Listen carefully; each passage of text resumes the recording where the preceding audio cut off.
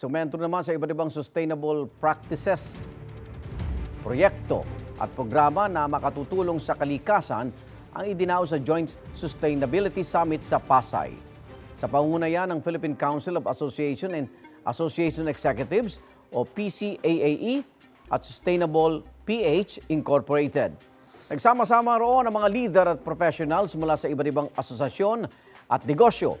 Kabilang sa mga lumok ang GMA Network na nirepresent ni GMA Kapuso Foundation Executive Vice President and Chief Operating Officer Ricky Escudero Katibog.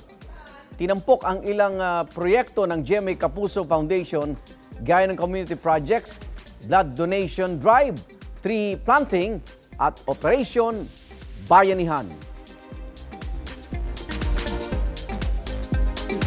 Ang GMA Kapuso Foundation, very important ang sustainability sa ating daily operations. It's very important that every project is well thought out para kahit na tumutulong tayo sa ibang tao sa pamamagitan ng ating projects, hindi rin tayo nakakasama lalo na sa environment.